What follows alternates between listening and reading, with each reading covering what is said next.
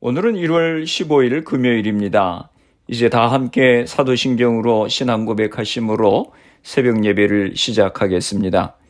전능하사 천지를 만드신 하나님 아버지를 내가 믿사오며 그 외아들 우리 주 예수 그리스도를 믿사오니 이는 성령으로 잉태하사 동정녀 마리아에게 나시고 본디오 빌라도에게 고난을 받으사 십자가에 못 박혀 죽으시고 장사한 지 사흘 만에 죽은 자 가운데서 다시 살아나시며 하늘에 오르사 전능하신 하나님 우편에 앉아 계시다가 저리로서 산 자와 죽은 자를 심판하러 오시리라. 성령을 믿사오며 거룩한 공회와 성도가 서로 교통하는 것과 죄를 사하여 주시는 것과 몸이 다시 사는 것과 영원히 사는 것을 믿사옵나이다. 아멘. 오늘 우리에게 주시는 하나님의 말씀은 마태복음 2장 13절에서 23절까지 말씀입니다. 제가 봉독해 드리겠습니다.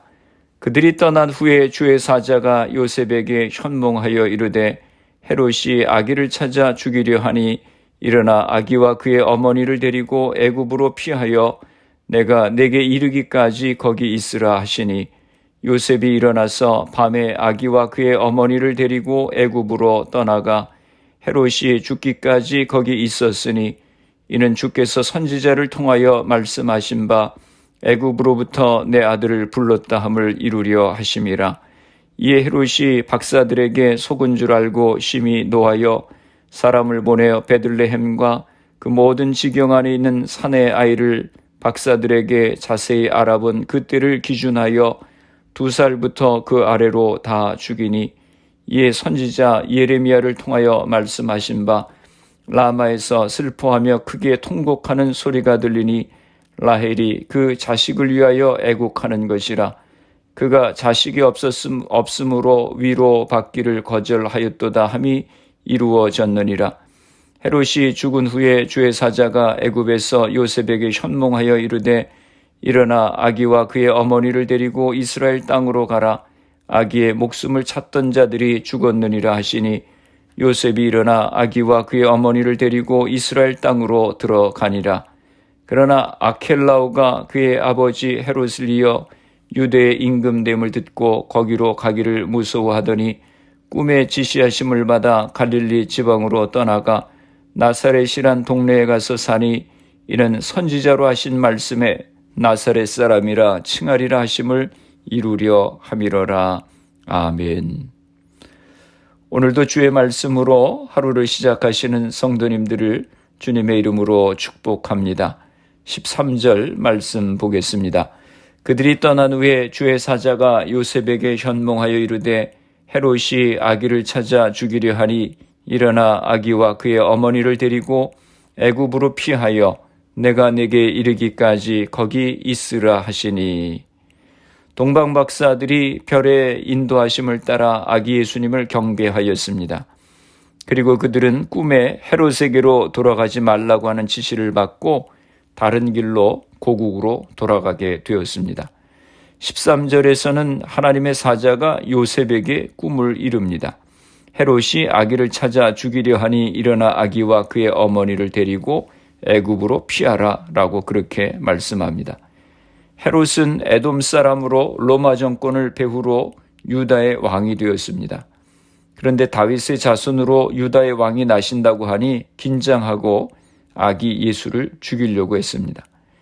유대인의 왕이요 구원자로 이 땅에 오신 예수님은 환영을 받지 못하시고 마치 도망자처럼 애굽으로 급히 피하실 수밖에 없었습니다.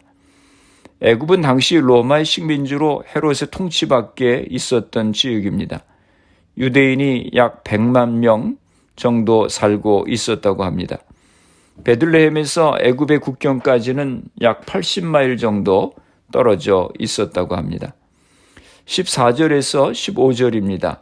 요셉이 일어나서 밤에 아기와 그의 어머니를 데리고 애굽으로 떠나가 헤롯이 죽기까지 거기 있었으니 이는 주께서 선지자를 통하여 말씀하신 바 애굽으로부터 내 아들을 불렀다 함을 이루려 하심이라. 요셉은 하나님의 천사의 말씀을 듣고 즉시 순종합니다. 요셉, 마리아 또 아기 예수님이 예굽으로 피신을 하게 되었습니다. 그리고 헤롯이 죽기까지 애굽에 머무셨습니다. 헤롯은 BC 4년경에 심각한 질병으로 죽었다고 합니다. 15절 하반절입니다. 이는 주께서 선지자를 통하여 말씀하신 바 애굽으로부터 내 아들을 불렀다 함을 이루려 하심이라. 이 말씀은 호세아서 11장 1절의 말씀을 인용한 것입니다. 호세아 11장 1절을 보면 이스라엘이 어렸을 때에 내가 사랑하여 내 아들을 애굽에서 불러냈거늘 라고 말씀하고 있습니다. 16절입니다. 이에 헤롯이 박사들에게 속은 줄 알고 심히 노하여 사람을 보내어 베들레헴과 그 모든 지경 안에 있는 산의 아이를 박사들에게 자세히 알아본 그때를 기준하여 2살부터 그 아래로 다 죽이니 헤롯은 동방 박사들이 자기의 의도를 알고 도망한 것을 깨달았을 때 자기의 권력에 잠재적인 도전이 될 수 있는 자를 손수 죽이려고 결정을 합니다. 2살 아래로 태어난 그 베들레헴 지방의 모든 아이들을 죽일 것을 명했습니다. 마을 규모로 봤을 때 대략 10명에서 30명 정도였을 것이라고 추측을 합니다. 많은 수의 아이들은 아니었을지라도 그 마을로서는 비참하고 참담한 일이었습니다. 이때 마태복음의 저자는 이스라엘 역사에서 이전에 경험했던 비통한 비극적인 경험으로서 베들레헴의 슬픔을 언급합니다. 17절에서 18절입니다. 이에 선지자 예레미야를 통하여 말씀하신 바 라마에서 슬퍼하며 크게 통곡하는 소리가 들리니 라헬이 그 자식을 위하여 애곡하는 것이라. 그가 자식이 없으므로 위로받기를 거절하였도다 함이 이루어졌느니라. 이 말씀은 예레미야서 31장 15절에 나오는 말씀입니다. 수세기 전에 느부갓네살 군대가 유대의 포로들을 바벨론으로 이송하기 전에 라마 고울에 그들을 모았습니다. 당시 예레미야는 이스라엘의 어머니로 라헬을 의인화하여 묘사하고 이스라엘의 포로들이 이송되어질 때 그녀가 자녀를 위해서 애곡한 것으로 표현합니다. 이렇게 더 이상 위로를 찾을 수 없는 상황인데 하나님으로부터 위로의 말씀이 전해집니다. 예레미야 31장 16절 17절입니다. 여호와께서 이와 같이 말씀하시니라. 내 울음소리와 내 눈물을 멈추어라. 내 일에 싹쓸 받을 것인즉 그들이 그의 대적의 땅에서 돌아오리라. 여호와의 말씀이니라. 너의 장래의 소망이 있을 것이라. 너의 자녀가 자기들의 지경으로 돌아오리라. 여호와의 말씀이니라. 하나님께서 이스라엘 백성들을 다시 돌아오게 하실 것이라고 하는 것입니다.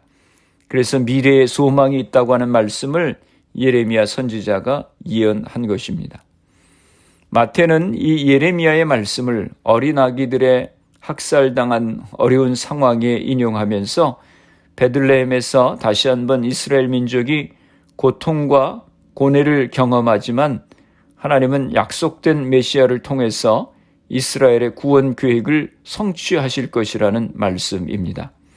19절입니다. 헤롯이 죽은 후에 주의 사자가 애굽에서 요셉에게 현몽하여 이르되. 마침내 헤롯 왕이 죽습니다.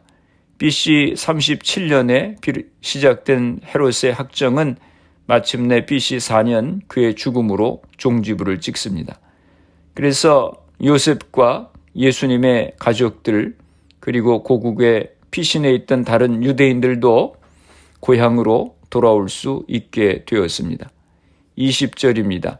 일어나 아기와 그의 어머니를 데리고 이스라엘 땅으로 가라. 아기의 목숨을 찾던 자들이 죽었느니라 하시니. 헤롯 왕이 죽자 천사는 다시 꿈에 요셉에게 나타나서 말합니다. 일어나 아기와 그의 어머니를 데리고 이스라엘 땅으로 가라. 아기의 목숨을 찾던 자들이 죽었느니라. 21절입니다. 요셉이 일어나 아기와 그의 어머니를 데리고 이스라엘 땅으로 들어가니라. 요셉은 순종하여 아기와 마리아를 데리고 이스라엘로 돌아갔습니다. 22절입니다. 그러나 아켈라오가 그의 아버지 헤롯을 이어 유대의 임금됨을 듣고 거기로 가기를 무서워하더니 꿈에 지시하심을 받아 갈릴리 지방으로 떠나가. 그런데 헤롯의 아들 아켈라오가 왕이 되었다고 하는 소식을 듣고는 요셉은 무서워합니다. 그때 꿈에 천사의 음성을 듣고 갈릴리 지방으로 갑니다. 23절입니다. 나사렛이란 동네에 가서 사니 이는 선지자로 하신 말씀에 나사렛 사람이라 칭하리라 하심을 이루려 함이러라. 예수님은 나사렛에서 어린 시절을 보내십니다. 나사렛은 갈릴리 지방의 한 부분이었습니다. 아주 작은 마을이었습니다. 그래서 요한복음 1장 46절에 보면 나다나엘이 이르되 나사렛에서 무슨 선한 것이 날 수 있느냐라고 했습니다. 나사렛은 너무 시골이고 작은 동네여서 업신여기며 하는 그런 말입니다. 동네 사람이 그 당시에 약 500명 정도 사는 마을이었습니다. 예수님이 나사렛 사람이라고 불리게 된 것은 그 당시에 예수라고 하는 이름이 흔해서 구별하기 위해서 지역의 이름을 앞에 붙이곤 했다고 하는 것입니다. 또는 목수의 아들 예수라고 구별해서 부르곤 했다고 하는 것입니다. 예수님의 탄생의 모습은 우리가 기대하는 것보다 상당히 초라합니다. 하나님의 아들이시고 이 땅에 메시아 구원의 주님으로 오신 분이면 왕국에서 축제가 열리고 모든 군왕들이 무릎을 꿇고 예물을 바쳐야 마땅할 것 같은데 예수님의 탄생의 모습은 너무 초라한 것 같습니다. 마국간에 나시고 헤롯 왕을 피해서 애굽으로 피신하시고 수도 예루살렘에서 자라신 것이 아니라 아주 깡촌 나사렛에서 자라셨습니다. 예수님은 전능하신 하나님이시지만 인간의 몸을 입고 오셔서 모든 고난을 묵묵히 감내하며 하나님의 구원의 계획이 성취되도록 순종하셨습니다. 하나님의 구원 계획이 성취되도록 기꺼이 순종하셨습니다. 세상 권력과 교활한 계책도 하나님의 계획을 방해하지 못하고 하나님의 뜻은 성도의 온전한 인내와 철저한 순종을 통해서 이루어지게 되는 것입니다. 어떤 상황에서도 하나님의 계획을 신뢰하고 또 그분의 말씀에 순종함으로 하나님의 구원의 역사를 이루어 가시는 성도님들이 되시기를 바랍니다. 기도하시겠습니다. 거룩하신 아버지 하나님, 은혜와 사랑을 감사합니다. 허물 많고 죄 많은 저희들을 구원하시기 위해서 예수님을 이 땅에 보내주심을 감사합니다. 저희를 향하신 주님의 사랑과 은혜를 기억합니다. 죄악된 삶을 버리고 거룩한 성도의 삶을 살아갈 수 있도록 은혜를 허락하여 주시옵소서. 우리의 삶의 자리에서 주님의 향기를 드러내게 하여 주시옵소서. 성령이 임하시면 너희가 권능을 받고 예루살렘과 온 유대와 사마리아와 땅끝까지 이르러 내 증인이 되리라 하셨는데 저희들이 성령의 도우심으로 하나님의 나라를 위해서 쓰임받는 인생이 되게 하여 주시옵소서. 우리의 가정들을 위해서 기도합니다. 사랑하는 자녀들을 축복하시고 우리에게 주신 사업과 직장을 복되게 하여 주시옵소서. 질병으로 고생하시는 성도들을 기억하시고 치료하여 주시옵소서. 코로나 바이러스의 문제가 하루속히 해결되어서 모두가 정상적인 생활을 할 수 있도록 은혜를 허락하여 주시옵소서. 오늘 하루도 주님과 동행하는 복된 하루가 되게 하여 주시옵소서. 예수님의 이름으로 기도드리옵나이다. 아멘. 주기도문 하심으로 새벽 기도회를 마치겠습니다. 하늘에 계신 우리 아버지여, 이름이 거룩히 여김을 받으시오며 나라가 임하시오며 뜻이 하늘에서 이루어진 것 같이 땅에서도 이루어지이다. 오늘 우리에게 일용할 양식을 주시옵고 우리가 우리에게 죄 지은 자를 사하여 준 것 같이 우리 죄를 사하여 주시옵고 우리를 시험에 들게 하지 마시옵고 다만 악에서 구하시옵소서. 나라와 권세와 영광이 아버지께 영원히 있사옵나이다. 아멘. 새벽 예배를 마쳤습니다. 오늘 하루도 주님 안에서 승리하시기 바랍니다. 새벽 예배 후 개인적으로 10분 이상씩 기도하시기 바랍니다. 우리를 죄악 가운데서 구원하시기 위해서 독생자 예수 그리스도를 보내주신 아버지 하나님의 은혜와 사랑을 기억하고 저희들이 하나님의 나라와 교회를 위해서 쓰임받는 인생이 될 수 있도록 위해 기도하시기 바랍니다. 가정과 자녀들, 직장과 사업을 위해 기도하시고 질병으로 고생하시는 성도님들의 회복을 위해서 기도해 주시고 교회를 위해서 기도해 주시기 바랍니다.